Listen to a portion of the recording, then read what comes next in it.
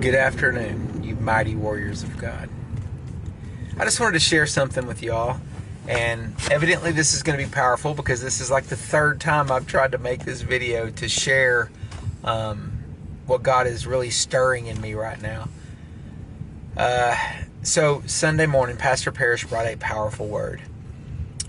She was preaching on a covenant, following in line with what Pastor Casey had preached on in his series on the covenant of God and what that looks like. And man, we know in John 3:16 that it reminds us that God loves the world. God loves the worldly. God loves those outside of the covenant so very much that he gave his only son. He gave the opportunity for us to receive those benefits and rights through covenant by accepting who Jesus is and what he did for us and when he's coming back.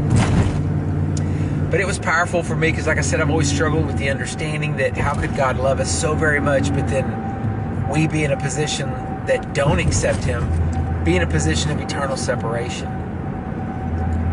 And that confidence that doesn't have to happen is in the covenant. The covenant is just the agreement that God is who he says he is, that Jesus came, he died, he was buried, he rose again, he's ascended to the right hand of the Father, and that one day he's coming back for you and me.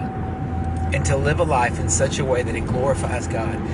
Not that those works do not equate to righteousness, but because of the righteousness given to us, it says that he who knew no sin became sin so that we can become the very righteousness of Christ.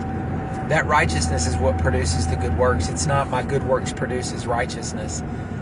But because I'm an apple tree, I'm going to bear apples. The same is true of in our faith and in our walk, to realize that it's not about what we do, but it's about what he's done.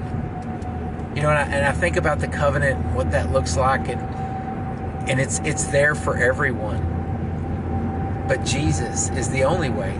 And not is he the only way, but he's the mediator. It tells us that in Hebrews, that he's the go-between between the Father and humanity, that bridge that connects. That's what Pastor Parrish was saying, and it was just like a light bulb moment for me.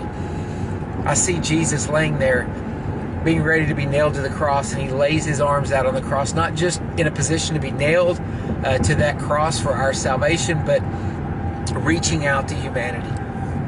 And on the other side, his other hand reaching out to the Father for everything that the Father promised to give him. Jesus is that bridge.